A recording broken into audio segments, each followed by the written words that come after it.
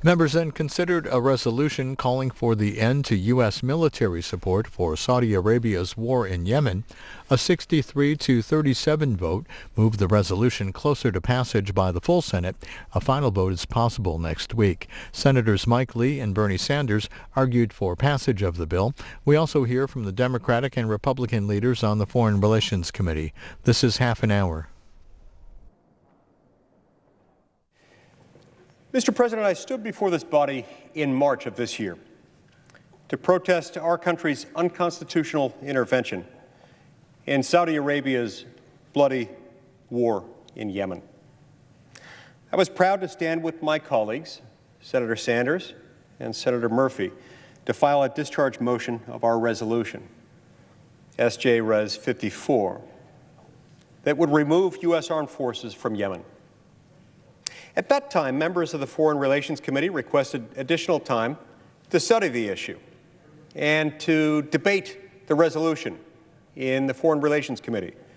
The chairman of that committee, my friend and colleague from Tennessee, Senator Corker, requested this with the commitment to, quote, bring forth legislation to actually appropriately deal with many of the issues relative to Yemen, Saudi Arabia, and ourselves, close quote. So, with that, the Senate voted to table the motion. Now, since then, the committee has held a hearing on this issue and introduced a separate bipartisan bill to address it. But no further action has been taken. And so today, 8 months later, the bloodshed continues, still abetted by the United States, even amidst further revelations of Saudi depravity. It is long past overdue that Congress remove U.S. forces from Yemen, as recent circumstances only confirm. Today, we have the chance to remedy our course of action and to do what the Constitution and justice demand. The situation in Yemen is dire. The war has killed tens of thousands of innocent civilians, human beings, lest we forget, each one of them possessing immeasurable dignity and inherent worth. It has created refugees, orphans, widows, and it's also displaced countless families. The numbers and the inhumanity are staggering, nothing short of it. Since 2015, more than 10,000 civilians have died, and 40,000 have been wounded. In an attack just a few months ago, a bomb was dropped on a school bus that killed 40 young boys who were on a school trip and wounded another 56 children. But what few Americans knew until recently is that the U.S. military has actually been making the crisis worse by helping one side bomb these innocent civilians. So how did we get entangled in this crisis to begin with? Well, in March of 2015, Saudi Arabia launched a war against the Houthi rebels shortly after the Houthis ousted the Saudi-backed government in the capital city of Sana'a. The Obama administration, without consulting Congress, quickly authorized U.S. military forces to provide logistical and intelligence support to the Saudi-led coalition. U.S. military support has continued since then, including mid-air refueling, surveillance, reconnaissance information, and target selection assistance. In other words, we've been supporting and actively participating in the activities of war in Yemen. But Article 1, Section 8 of the Constitution states that Congress shall have the power to declare war. Congress, not the President, not the Pentagon, not someone else in the executive branch, not any other part of government, but Congress. The founders could not have been any clearer about this. And they did so, Mr. President, with very good reason. The founders set up our system of government in such a way as to protect the people from the dangers associated with the excessive accumulation of power in the hands of the few. We know from experience, and we knew then from our young nation's experience under British rule, that bad things happen, especially at a national level, when too few people exercise too much power, and that power goes unchecked. And nowhere is this more evident than in the case of the power to declare war. So the founders placed that power squarely in the legislative branch, the branch where honest, open, and public debate is supposed to happen, and the branch that is held most accountable to the people through elections at the most regular intervals. As Alexander Hamilton pointed out in Federalist Paper number 69, this power would not be exercised by the executive branch so that it would be less likely to be abused, just like it was when the King of England acted in and of himself, by himself, to send his country, and ours for that matter, into war. Now, some opponents of our resolution claim that our involvement in Yemen is somehow constitutionally justified under the War Powers Act of 1973. This isn't true. Now, it is true that the War Powers Act makes it possible for the executive branch of government, acting alone, to use armed forces in cases of emergencies and subject to certain limited, defined time constraints. But the conflict in Yemen, by no means, in no way, shape, or form, constitutes a threat to the safety of American citizens. And our involvement has far surpassed the allotted emergency time constraint. The Houthis, while no friends of ours, are a regional rebel group, one that does not itself threaten American national security. In fact, the longer we fight against them, the more reason we give them to hate America and embrace the opportunists who are our true enemy in the region, Iran. The more we prolong the activities that destabilize the region, the longer we harm our own interests in terms of trade and broader regional security. The War Powers Act also states that the assignment of U.S. armed forces to coordinate or participate in hostilities of a foreign country constitutes a conflict of war. And some have argued that we have not been engaging in hostilities and therefore have not violated the War Powers Act. But this claim, too, falls flat on its face.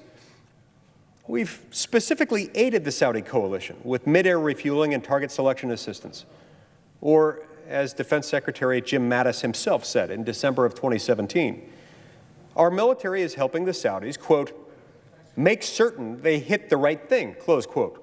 In other words, we're helping a foreign power bomb its adversaries. If that doesn't constitute hostilities, I don't know what does. Now, finally, some critics say that this resolution would somehow hurt our efforts to combat terrorism in the region, specifically al-Qaeda and ISIS. However, the resolution explicitly states that it would not impede the military's ability to fight these terror groups. In fact, U.S. involvement in Yemen has arguably undermined the effort against al-Qaeda's affiliates. The State Department's country reports on terrorism for 2016 found that the conflict between the Saudi-led forces and the Houthi insurgents has actually helped al-Qaeda in the Arabian Peninsula and ISIS's Yemen branch to deepen their inroads across much of the country. It appears that our involvement in Yemen accomplishes no good at all, only harm, and serious, consequential harm at that. The situation in Yemen now poses a true humanitarian crisis. The country is on the brink of rampant disease and mass starvation. An estimated 15 million people don't have access to clean water and sanitation, and 17 million don't have access to food. More innocent lives are being lost every single day. My position on this has not changed for the past 8 months. But with the taking of another innocent life, that of Jamal Khashoggi, the circumstances have only further deteriorated. Intelligence suggests, despite his repeated denials, that the Crown Prince of Saudi Arabia himself ordered the murder. Saudi Arabia's moral depravity has only been made plainer. This is not an ally that deserves our support or military intervention. on its behalf, especially when our own security is not itself on the line. On the contrary, to continue supporting them in this war would be bad diplomacy and undermine our very credibility. No, U.S. intervention in Yemen is unauthorized, unconstitutional, and immoral. And we cannot delay voting to end our involvement and our support of Saudi Arabia any further. If we do, we have ourselves to blame for our country's lost credibility on the world stage. And more importantly, our own consciences will bear the blame for the thousands of lives that will surely continue to be lost. The Founding Fathers had incredible wisdom in requiring these issues of American blood and American treasure, to be debated and discussed between two equal branches of government. They understood that matters of war and alliances must constantly be reconsidered and reevaluated, and in an open, honest, and public manner. That is one of our most solemn duties in this body, and it's the opportunity that lies squarely before us today. We owe it to the sons and daughters of the American people who put their sons and daughters in harm's way to defend us. We owe it to their parents and their families. We owe it to ourselves, who have taken an oath to uphold, protect, and defend the Constitution of the United States. I urge my colleagues to vote in favor of the motion to discharge the resolution. Thank you, Mr. President. I yield the floor. Mr. President. Senator from Vermont. I ask unanimous consent to speak for up to 10 minutes. Without objection. Mr. President, let me thank Senator Lee for his leadership on this resolution. At a time when many bemoan the lack of bipartisanship, you're seeing it here today, people coming together around an issue of enormous concern. And I thank Senator Lee, and I want to thank Senator Chris Murphy of Connecticut, also one of the leaders in this effort, and the other 17 co-sponsors of this resolution. Mr. President, in a half hour or so, we're going to be casting one of the most important foreign policy votes that we have cast in recent years. It is a vote to demand that the humanitarian crisis in Yemen be addressed. It is a vote that will tell the despotic dictatorship in Saudi Arabia that we will no longer be part of their destructive military adventurism. And it is a vote, as Senator Lee just mentioned, that says that the United States Senate respects the Constitution of the United States and understands that the issue of war making, of going to war, putting our young men and women's lives at stake, is something determined by the U.S. Congress, not the President of the United States. It is a congressional decision, not a presidential decision, whether that president is a Democrat or a Republican. Mr. President, in March of 2015, under the leadership of Mohammed bin Salman, then Saudi Defense Minister and now the Crown Prince, Saudi Arabia and the United Arab Emirates intervened in Yemen's ongoing civil war. Let us be clear. Yemen has been a poor and struggling country for many years. But as a result of the Saudi-led intervention, Yemen is now experiencing the worst humanitarian disaster in the entire world. In one of the poorest countries on earth, as a result of this war, according to the Save the Children organization, some 85,000 children have already starved to death. 85,000 children already dead. And millions more face death, face starvation if this war continues. According to the United Nations, Yemen is at risk of the most severe famine in more than 100 years, with some 14 million people facing starvation. Further, Yemen is currently experiencing the worst cholera outbreak in the world, with as many as 10,000 new cases developing every week, according to the World Health Organization. Cholera is a disease spread by infected water that causes severe diarrhea and dehydration, and will only accelerate the death rate and the misery in that country. The cholera outbreak, as it happens, has occurred because Saudi bombs have destroyed Yemen's water infrastructure, and people are no longer able to access clean water. The fact is that the United States, with limited media attention, has been Saudi Arabia's partner in this horrific war. We have been providing the bombs that the Saudi-led coalition is using. We have been refueling their planes before they drop those bombs, and we have been assisting with intelligence. In too many cases, our weapons are used to kill civilians. As is now well known, in August, there was an American-made bomb that obliterated a school bus full of young boys, killing dozens and wounding many more. A CNN report found evidence that American weapons have been used in a string of such deadly attacks on civilians since the war began. According to the independent monitoring group Yemen Data Project, between March 2015 and March 2018, more than 30% of the Saudi-led coalition's targets have been non-military, 30%. A few weeks ago, I met with some brave human rights activists from Yemen, and they are urging Congress to put a stop to this war. And they told me that when Yemenis see "Made in USA" on the bombs that are killing them, it tells them that the USA is responsible for this war. And that is the sad truth. And this is not the message that the United States of America should be sending to the world.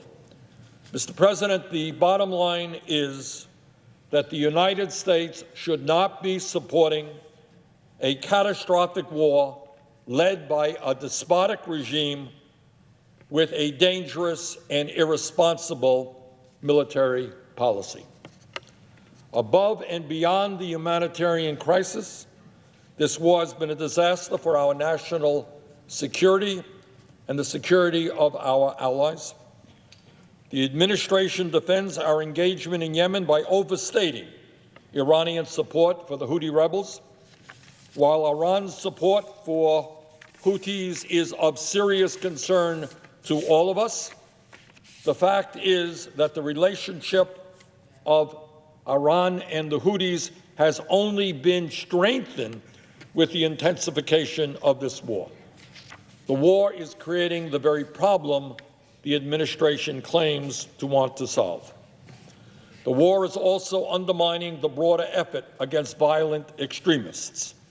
A 2016 State Department report found that the conflict had helped al-Qaeda and the Islamic State's Yemen branch, quote, deepen their inroads across much of the country. So, Mr. President, this war is both a humanitarian disaster and a strategic disaster in our fight against international terrorism. Further, let us never forget that Saudi Arabia is an undemocratic monarchy controlled by one family, the Saudi family.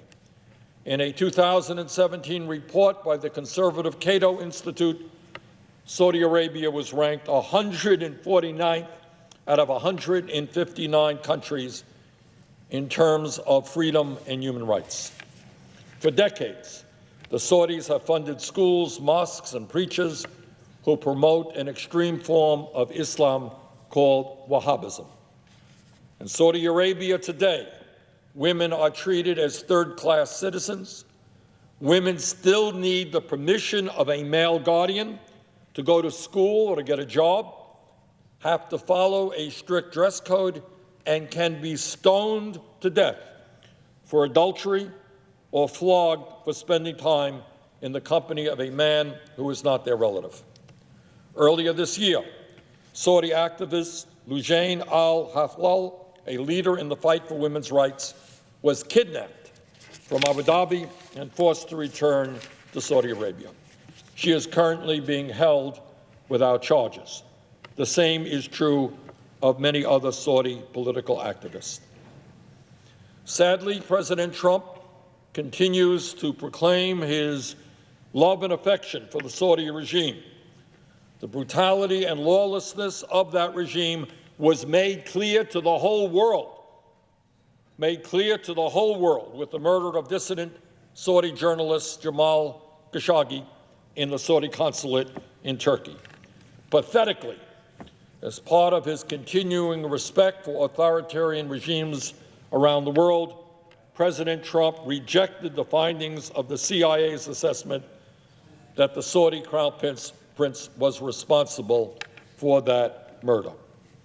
Finally, an issue that has long been the concern of many of us, and Senator Lee touched on that very thoughtfully. It is the United States Congress, not the President of the United States, who under our Constitution has war-making responsibility. And for too long, under Democratic and Republican presidents, we have abdicated that responsibility. So today I say to my conservative friends, respect the Constitution, reclaim Congress's rightful role on the issues of war and peace. Congress has not authorized the war in Yemen, and therefore that war is unconstitutional, and that must change, and must change now. So, Mr. President, we are going in a few minutes to undertake a very, very important vote, and I hope that all of my colleagues, Democrats, Republicans, Independents, will vote to discharge this resolution. Thank you. I yield the floor. Senator from New Jersey. Mr. President, I rise today to speak to Senate Resolution 54, legislation brought forward by Senators Lee, Sanders, Murphy, and others more than 8 months ago. The past 2 years have reminded us time and time again of the urgent responsibility of Congress to perform real checks and balances and to steadfastly defend our American values both at home and abroad. I thank them for their continued efforts throughout this intervening months to shed light on the devastating humanitarian crisis in Yemen and to make sure this body fulfills its oversight duties. Over the last 3.5 years, the tragic humanitarian crisis in Yemen has continued to deteriorate.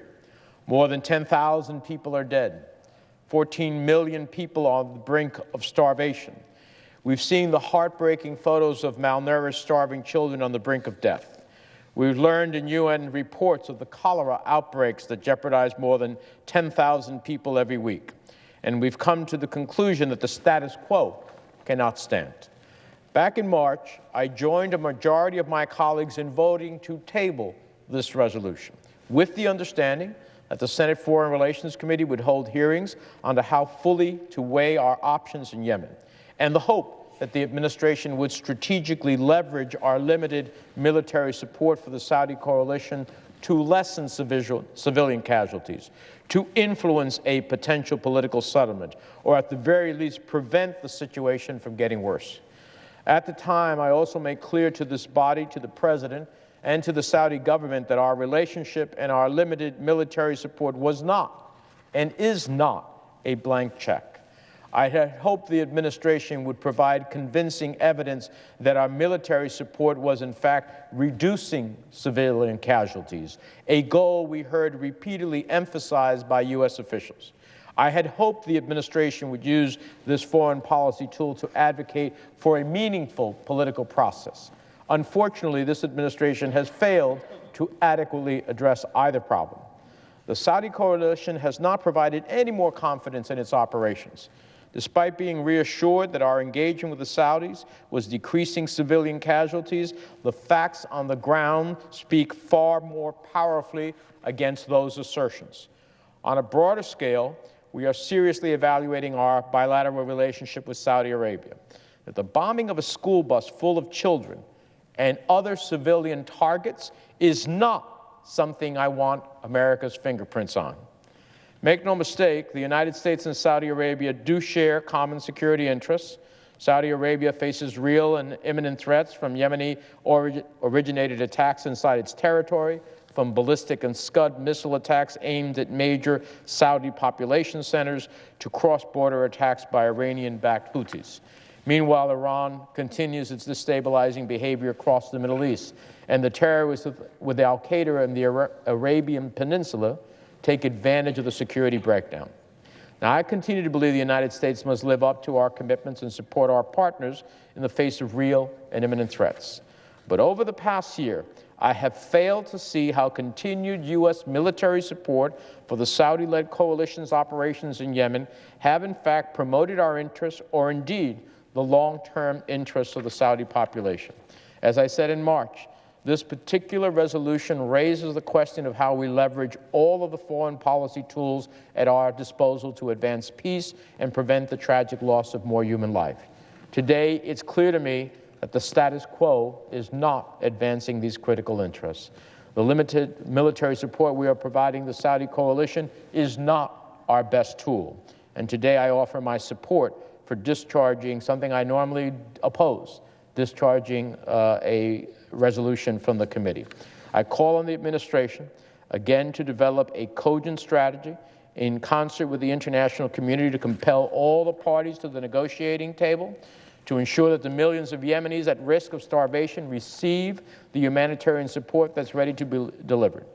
I've also worked with Senators Young and Reid, Graham, Shaheen, Collins, as well as my colleague, Senator Murphy, to introduce legislation with reference to the Saudi Arabia Accountability in Yemen Act of 2018.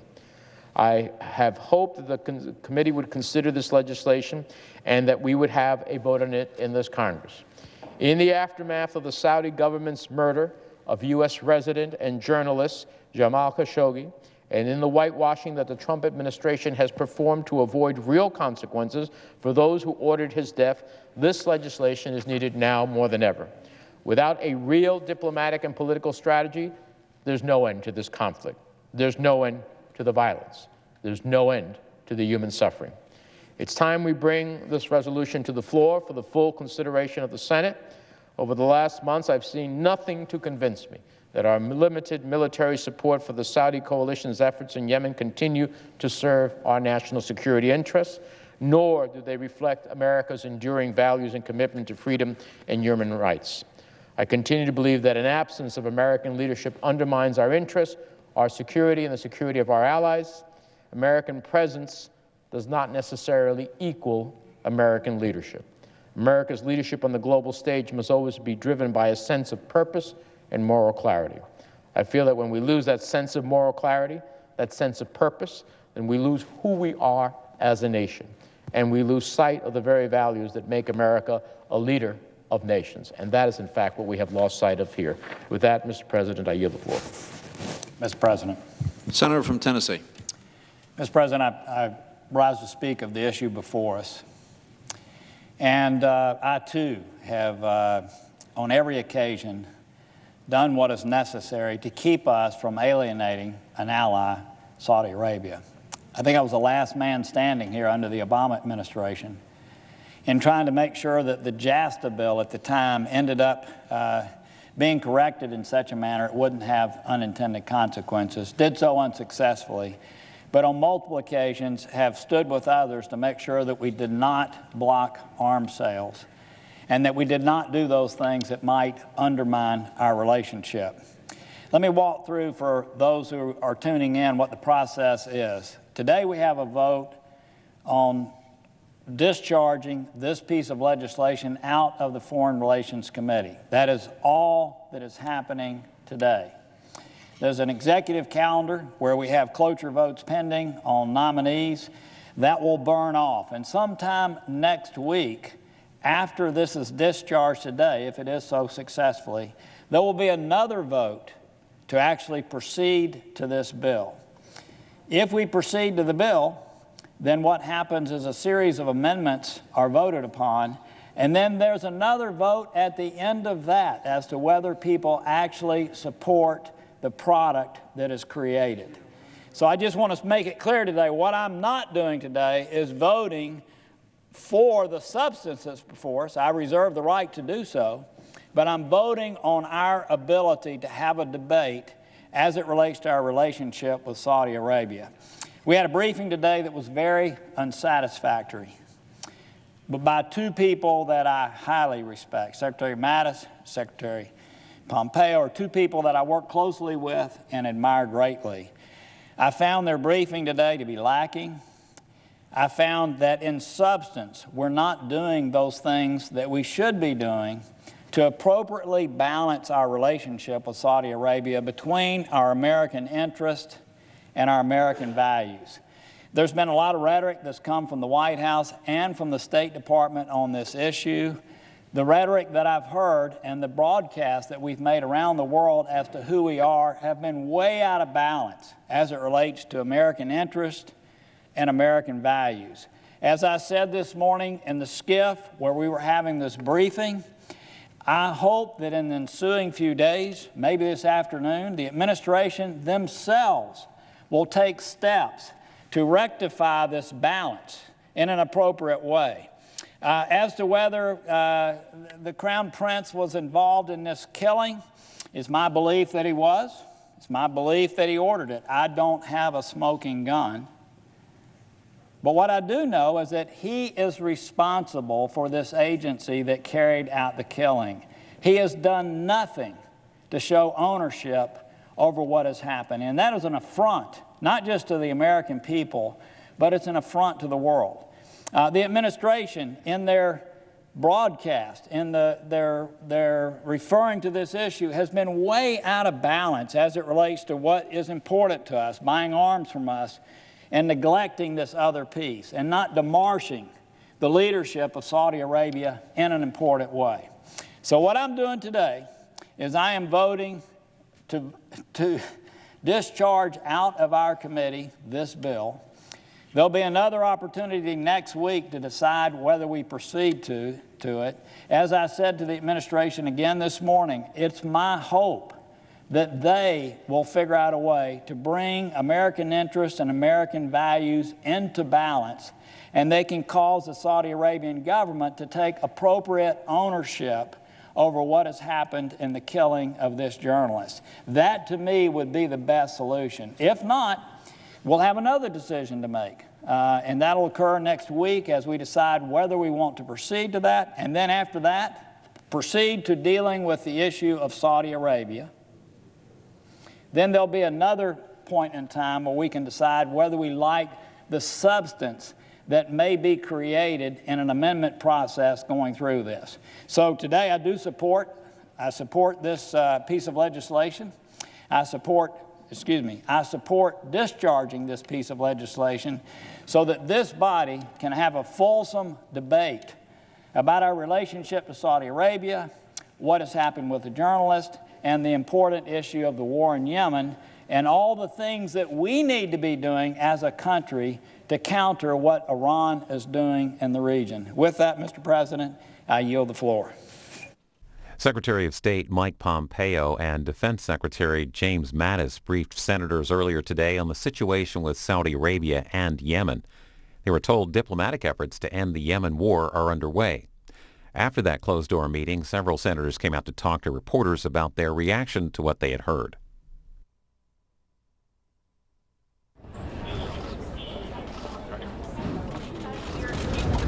So let me just say that not having Gina Haspel, the CIA director, at this briefing is a cover-up to a critical question that the members of the Senate have as to the murder of Jamal Khashoggi and a critical element of U.S.-Saudi relationships. It's outrageous that the Senate can be stonewalled from hearing from the CIA director. I have respect for the Secretary of State and Defense, but I don't need them to characterize the information of the CIA and the intelligence community. I need to hear it directly. It tells me volumes about what really is going on here. Secondly, I heard nothing convincing as it relates to why we should not proceed with the Sanders-Lee and others resolution. I did not support it originally because I wanted to give the administration and the Department of Defense an opportunity to show me that our efforts were actually making a difference in the humanitarian catastrophe that is Yemen. Since then, all I have seen is the bombing of a school bus full of children, a series of other civilian targets bombed. That is not something that I want the United States involved with, and so I'll support the Sanders-Lee resolution. I hope others will as well. It's time to send Saudi Arabia a message, both on its violation of human rights and the incredible humanitarian catastrophe it is creating in Yemen. Why do you think the administration didn't send Gina Haspel up here? Because Gina Haspel, if all of the accounts are true, would have said with a high degree of confidence that, in fact, the Crown Prince of Saudi Arabia was involved in the murder of Jamal Khashoggi, a United States permanent resident and a journalist. And it is outrageous that we are willing to turn our eye away from such a murder because we have quote-unquote interests. The interests that we have with Saudi Arabia, Saudi Arabia is going to still have those interests. They have a continuing challenge with Iran. They have a continuing challenge with extremism and those who are involved in international terrorism. That's not going to go away for the Saudis. They're still going to need the United States in that regard.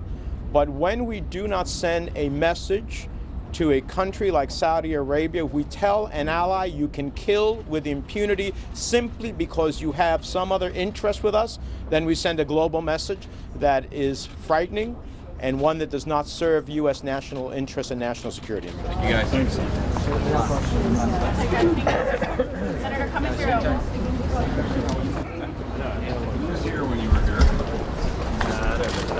The most persuasive presence in this briefing was the empty chair, a chair that should have been occupied by Gina Haspel, the head of the Central Intelligence Agency. We were told in this briefing that it was the direction of the White House that she not attend. I cannot recall a briefing on such a sensitive measure where we have been denied access to the intelligence agencies of the United States. As a consequence, much of the testimony was interesting but not persuasive. There are many of us who believe that this execution of Khashoggi in Istanbul could never have taken place without the knowledge and direction of the Crown Prince of Saudi Arabia. That is a fact which this administration has never been willing to acknowledge, and we are asked to accept at face value that this sort of murder took place without his knowledge. I don't accept it. Senator, you were explicitly told that the White House blocked Gina Haspel from coming to this meeting. We asked why Gina Haspel wasn't there, and the two who were there said that was a decision by the White House. Did Menendez and Pompeo answer any questions about the Khashoggi killing? They did. They talked about their impressions, having read the intelligence. I can't go beyond that and be any more specific. What do you think about their argument about that the greater, even though Saudi Arabia, sometimes you have to deal with people, unscrupulous characters, to be able to accomplish like greater goals like with Iran or counter. How did you feel about their argument about that? It was interesting but not persuasive. As far as I'm concerned, even allies of the United States need to be held to standards of values and principles that we in the United States embrace. This wanton killing of an American resident, a Saudi citizen, in Istanbul cannot be ignored or overlooked. And the fact that we cannot or will not pursue this to its obvious end is frustrating to all of us. Is it possible to work with Saudi Arabia and punish them? Well, certainly if they acknowledge that they've made several grievous errors when it comes to diplomacy. You know, the idea of Hariri from Lebanon being detained, the action taken against Qatar. There's a long list. Our allies aren't always perfect in our eyes. We can work with them as long as they're honest in the relationship. There's no honesty in the relationship when it comes to the Khashoggi murder. Thank you.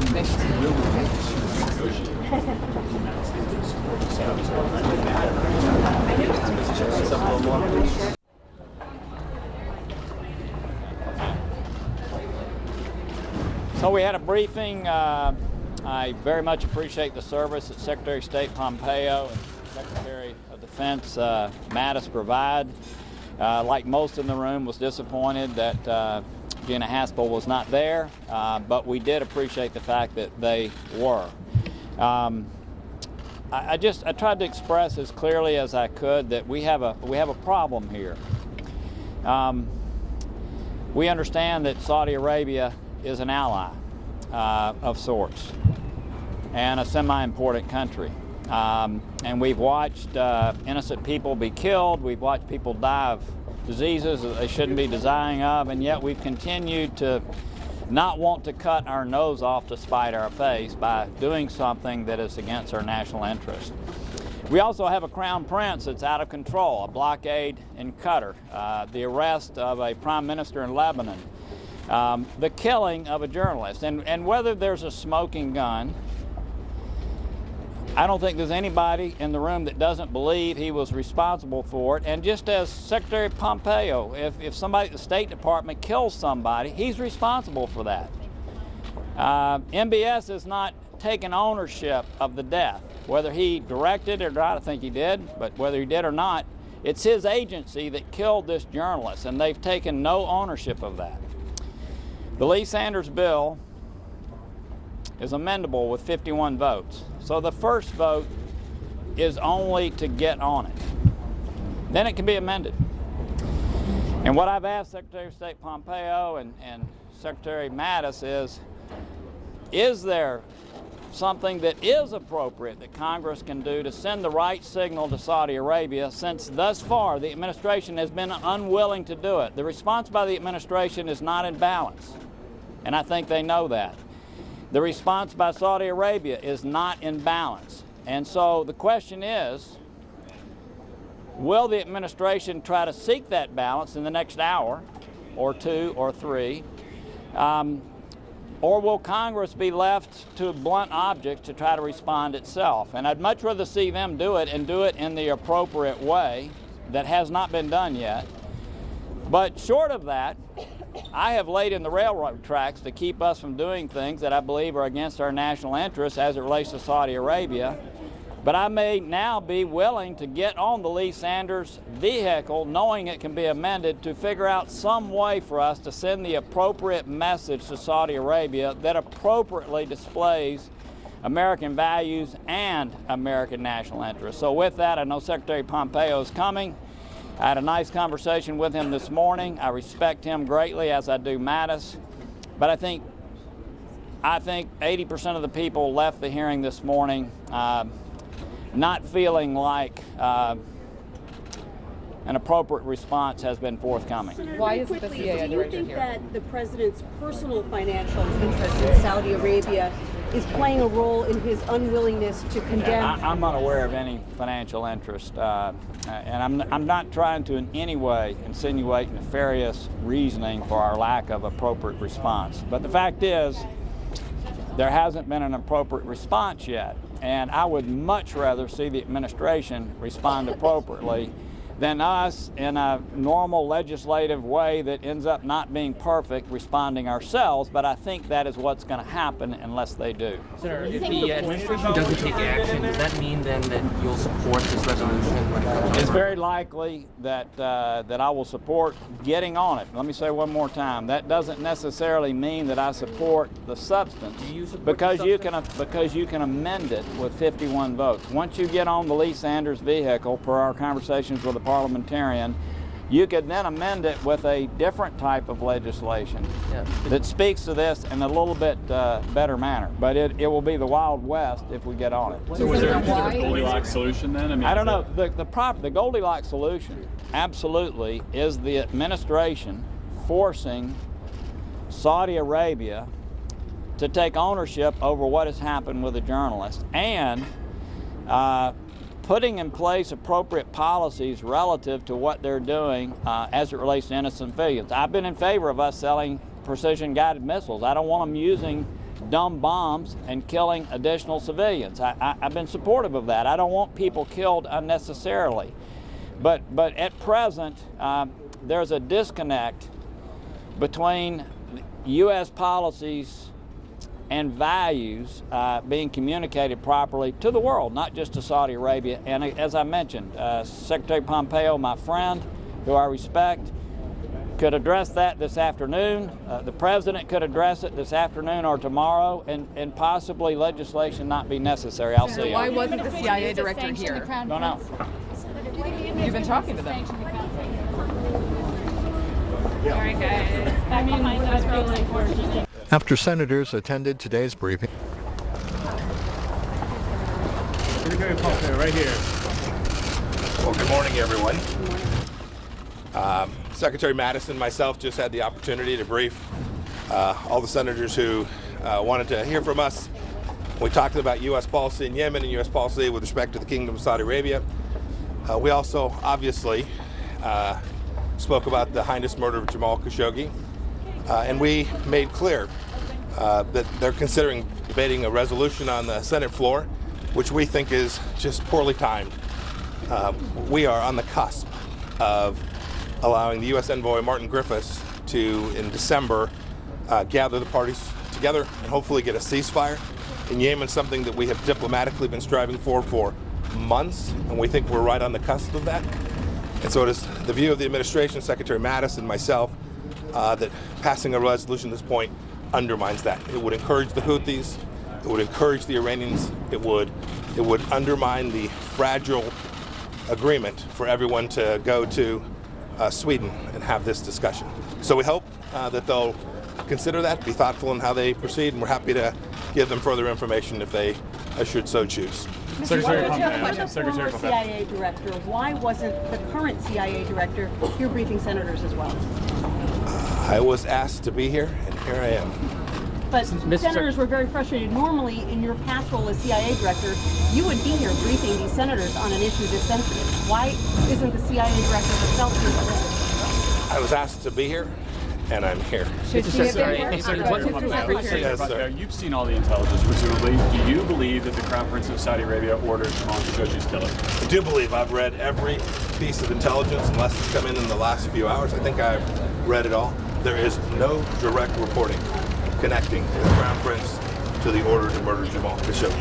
And that's all I can say in an unclassified setting. Mr. Secretary, is he responsible? Yes, ma'am. Meetings with North Korea? Are there any scheduled high-level meetings? I don't have anything to add on the sequence of events in North Korea. But I'm very hopeful we will have senior-level meetings before too long. Is MBS responsible? You say you're on the precipice of a deal. I didn't say a deal.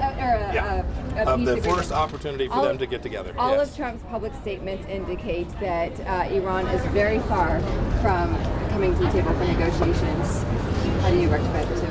Which is true. Well, the parties that will be there will be those who are engaged in the civil war in Yemen. So there'll be representatives from the Yemeni government, from the Houthis, all those interested parties. We hope the Iranians won't upset the apple cart. They have been funding, arming, providing assistance and support to the Houthis, which have allowed the Houthis to continue to fight well beyond what would have made any sense at all. And we do hope the Iranians won't upset this opportunity to both resolve the civil war and give everyone the opportunity to resolve a massive humanitarian crisis that's in Yemen today. Thank you all Thank very you, much. everybody.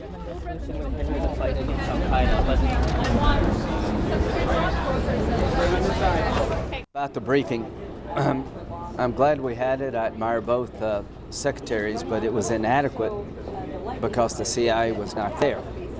So the question for me is whether or not the CIA supports the conclusion with a high degree of confidence that the Crown Prince was complicit in the murder of Mr. Khashoggi. I get Yemen. I understand the strategic relationship between us and Saudi Arabia, but I'm not going to blow past this. So if that briefing is not given soon, it's going to be hard for me to vote for any spending bill. The reports were that the CIA director was prevented from coming here today. Well, then they're going to have a hard time getting me to vote for us to move forward. I'm not, quite frankly. I am not going to be denied the ability to be briefed by the CIA that we have oversight of about whether or not their assessment supports my belief that this could not have happened without MBS knowing. And if the briefing reinforces the conclusion that I already have tentatively formed, then there will be no more business as usual with Saudi Arabia.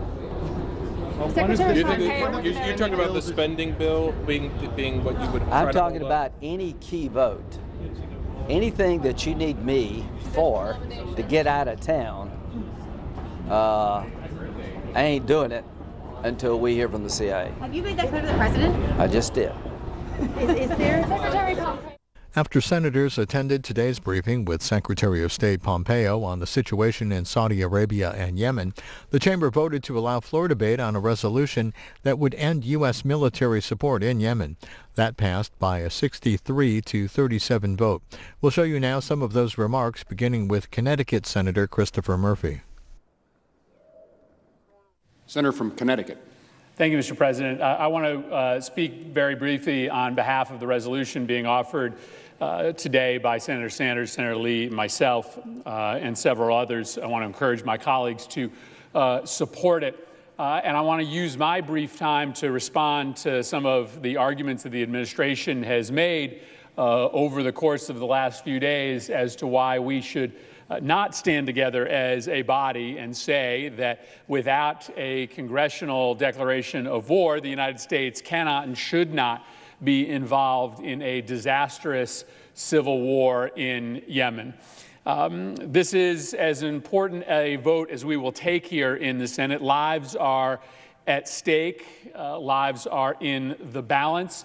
I don't need to repeat everything that Senator Sanders and others have said about the humanitarian catastrophe that exists inside that country, but this is different than other famines. This is different than other cholera outbreaks. This is different than other humanitarian nightmares in which tens of thousands of children are losing their lives, because we are not just a spectator in Yemen. We are a participant.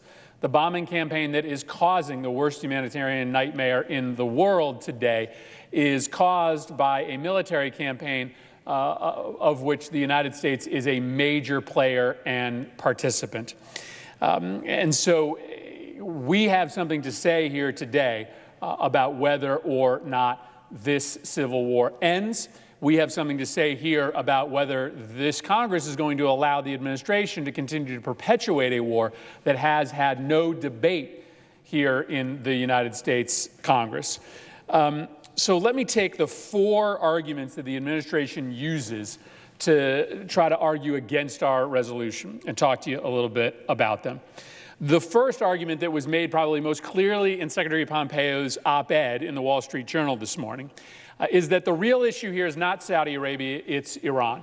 And that if we do not continue to support the Saudi bombing campaign inside Yemen, that the result will be that Iran wins in the region.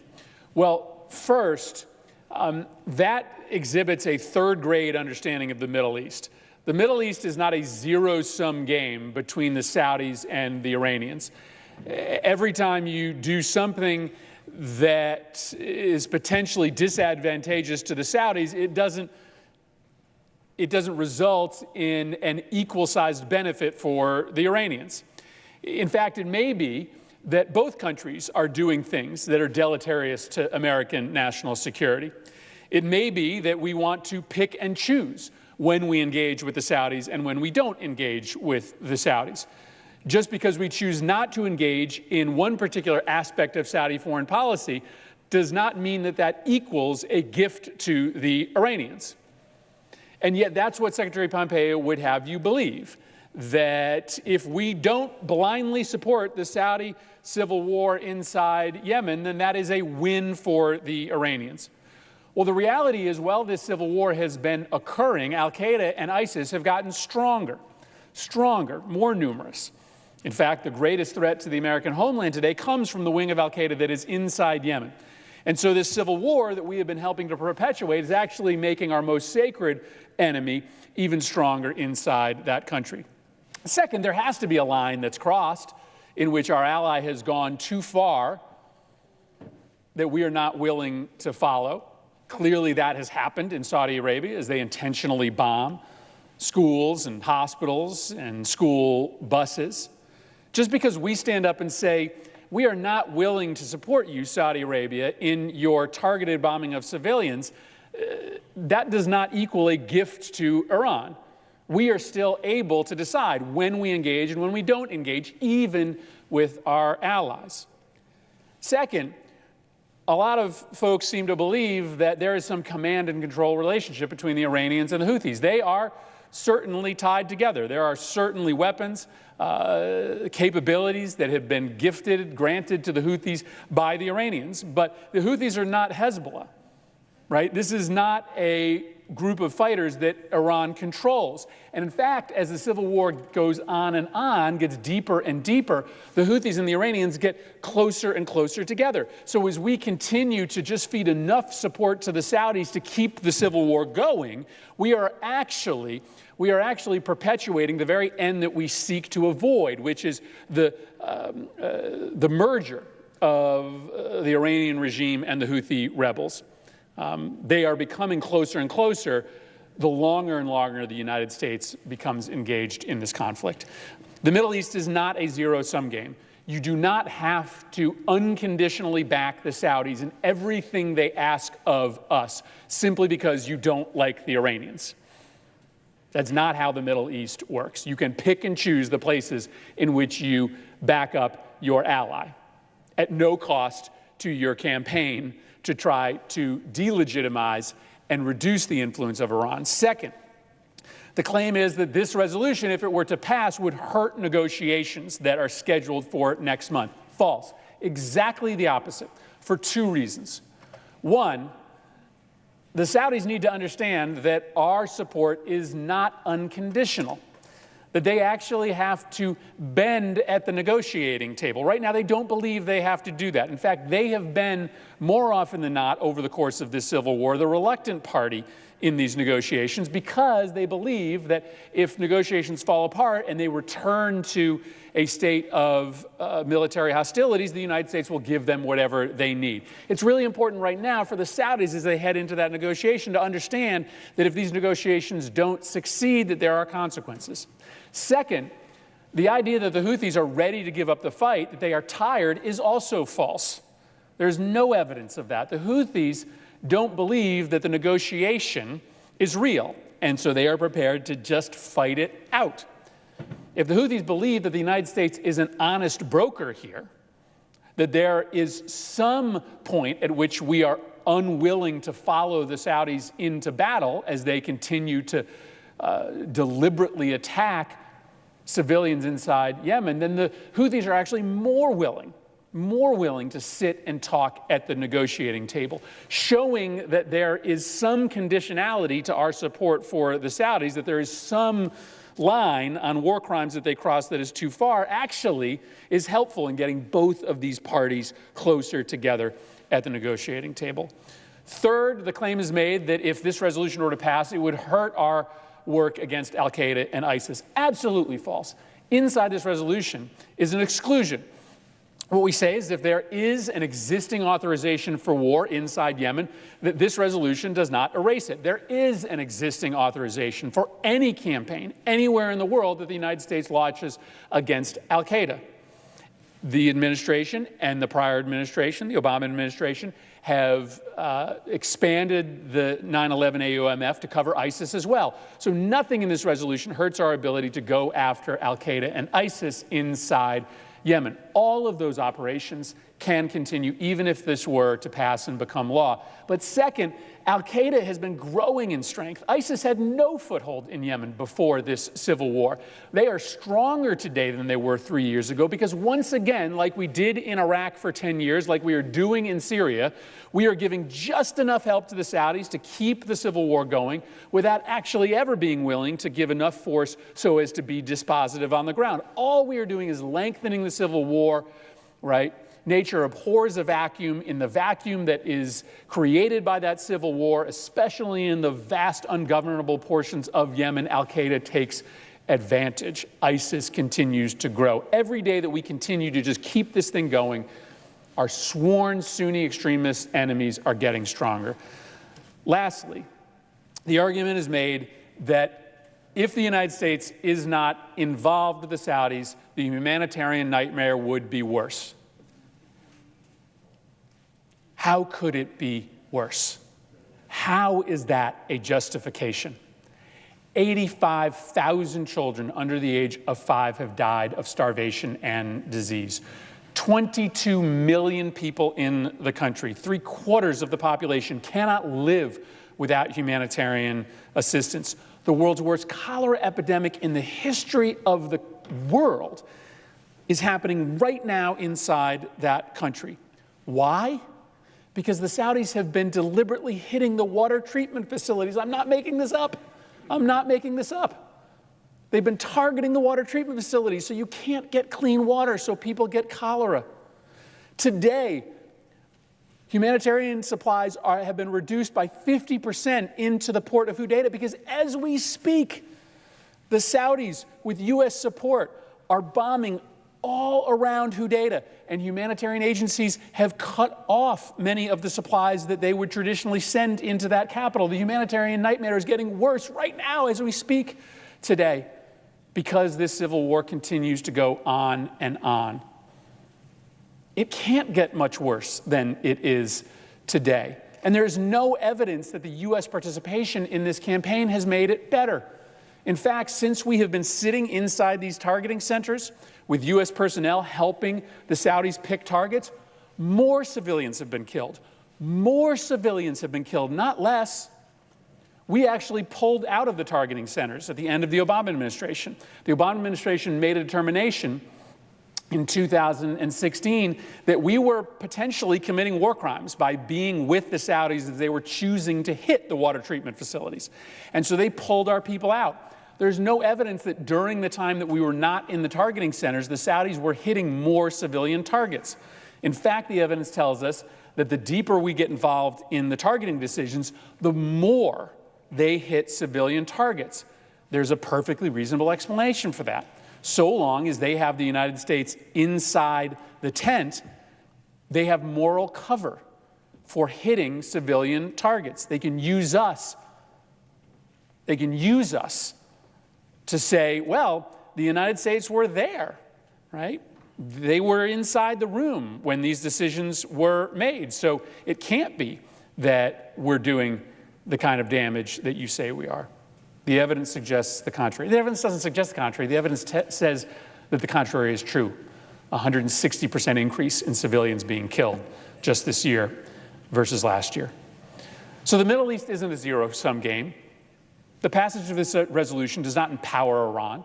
We are not obligated to follow the Saudis into every mistake that they make.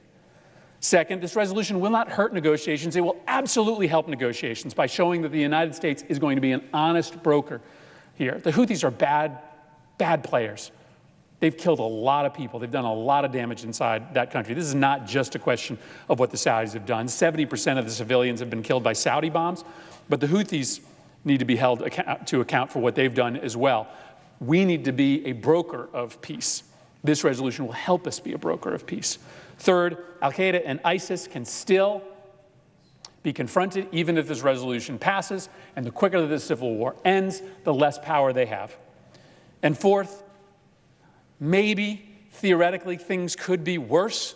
Maybe we could have 185,000 children under 5 die from starvation and disease, but that is not a justification to just stay the course. We need to shake up.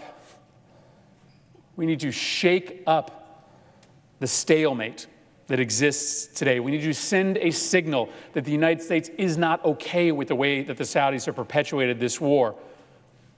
Frankly, the way that they have lied to us over the course of the last several months about other things that they are doing to quell dissent in and around the kingdom. We need to send a message. But we also need to get the United States out of a conflict right now that is doing no benefit to American national security and has become a nightmare for people who are stuck in Yemen today. I'd urge passage of the resolution and yield the floor. Mr. President, I rise today to discuss my vote on the motion to discharge Senate Joint Resolution 54. Now, this resolution is a joint resolution to direct the removal of the United States Armed Forces from hostilities in the Republic of Yemen that have not been authorized by this Congress.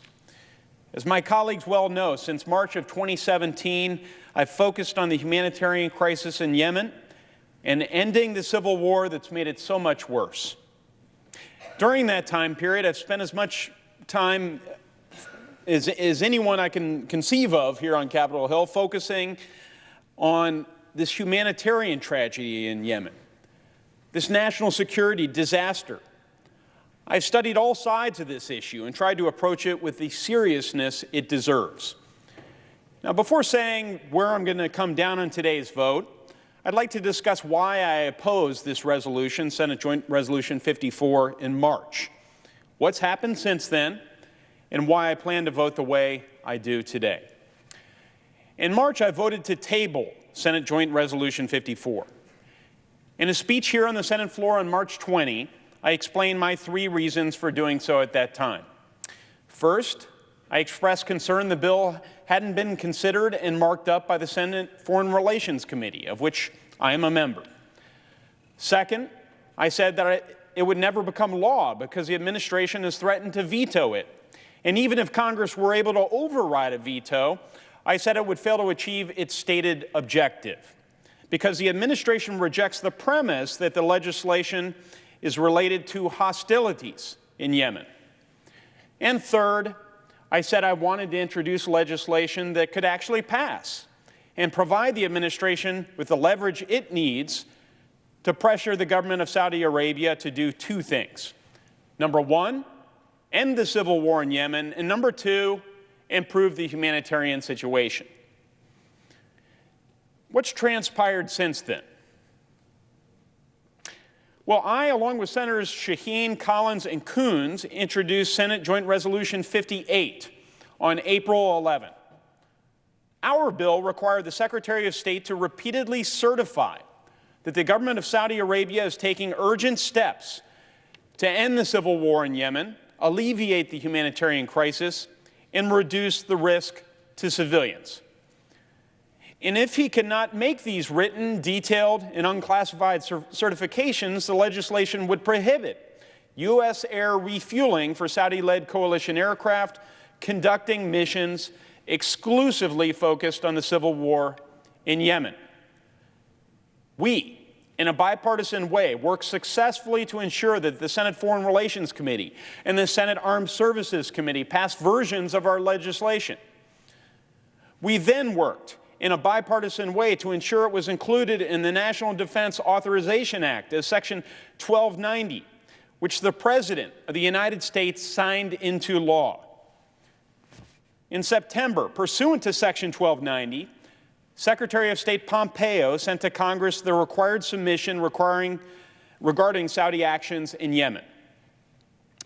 Now, Secretary Pompeo chose not to use the national security waiver and instead certified that Saudi Arabia was indeed taking urgent steps to end the civil war in Yemen, to alleviate the humanitarian crisis, and to reduce risk to civilians.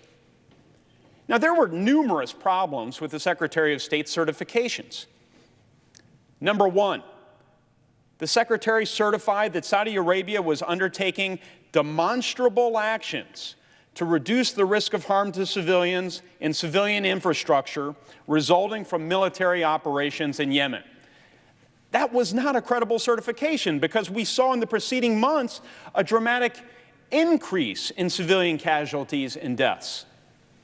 Number 2, the Secretary certified that the Saudis were complying with applicable agreements and laws, regulating defense articles purchased or transferred from the United States. That also was not a credible certification because the Secretary's own memorandum of justification for the Section 1290 submission explicitly said the Saudis were not doing so.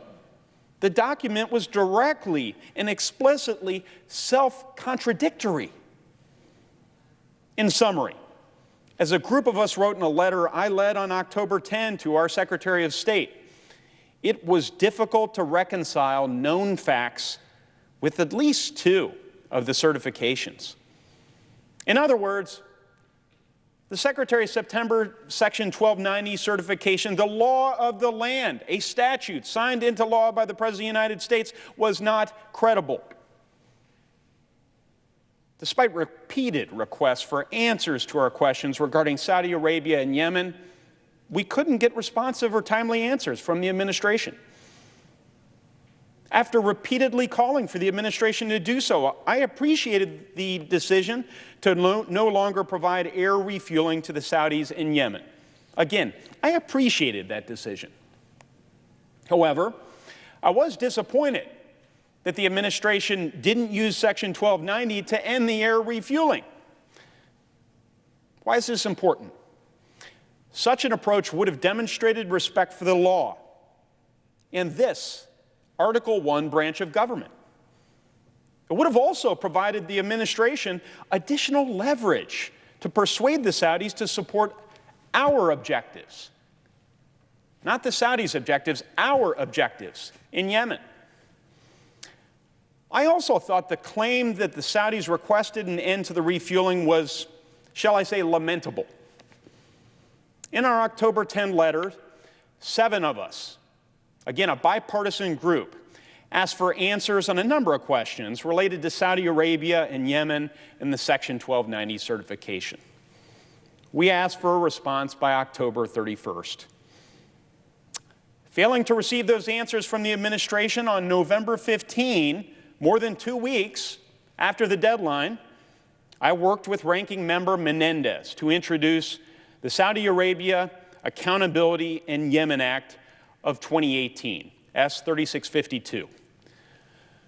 Among other things, this bill seeks to ensure effective congressional oversight of U.S. policy on Yemen, provide leverage to push the stakeholders in Yemen's civil war toward a political process, and address the world's worst humanitarian crisis. I'm told this is the worst crisis since the 1940s. Yesterday, the day before a potential vote on this legislation, we finally received a response to the October 10 letter. It was late, and it was unresponsive. And for me, the briefing today with Secretaries Pompeo and Mattis, though appreciated, raised more questions than it answered. So let me now turn to today's vote. Well, recall my reasons for voting to table this bill in March. I wanted legislation to go through the Foreign Relations Committee, and I wanted something that could actually become law.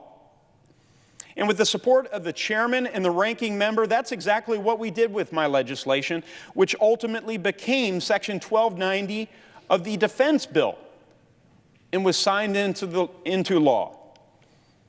Now, unfortunately, as I've laid out, the administration did not take that law seriously, and it submitted a certification with highly troubling and problematic elements. So that puts me in a very different place than last March. Plus, with 14 million people on the verge of starvation in Yemen, and things getting worse by the day, there's no time to lose. I believe the Senate must speak clearly that we expect all parties to the Civil War to come urgently to the negotiating table to end the Civil War. Now, let me lay out my thoughts on Iran in the big picture. There's, of course, Iranian influence in Yemen. Iran's the world's worst state sponsor of terrorism, and Iran has played an immoral and illegal role in Yemen. I will take a backseat to no one as an Iran hawk. I've studied the situation in Yemen as closely as anyone, and I believe the best way to oppose Iran in Yemen and stop ballistic missile attacks on our partners is to bring all parties to the negotiating table, to end this civil war and to address the humanitarian crisis. Famine And the indiscriminate targeting of civilians will only push more Yemenis towards Iran and its proxies, giving Tehran increased opportunities to threaten Americans, our allies, and our interests. Now, if you're not sure about this, ask yourself the following questions.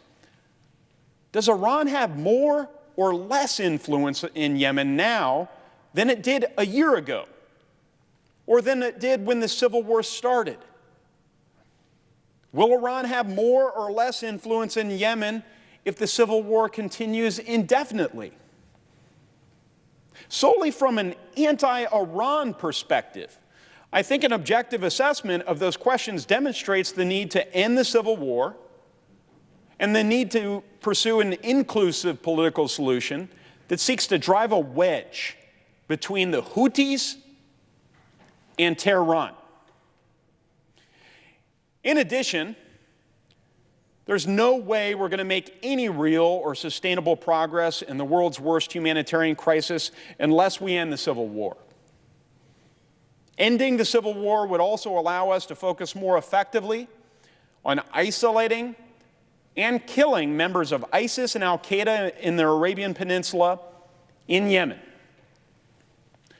So to counter Iran, to help 14 million people on the verge of starvation, and to more effectively go after ISIS and AQAP, we need the civil war over now. The United States has leverage with the Saudis to help bring this about. And we need to use all of that leverage immediately. We have not done so thus far. Since March of 2017, I've tried to give the administration all the leverage it needs to accomplish the outcomes I've laid out. The administration has failed to fully utilize the leverage I've provided, and so I have no choice. Based on that history, based on those facts, based on our national security interests, based on our humanitarian principles, I plan to support Senate Joint Resolution 54 today. Thank you, Mr. President. I yield the floor.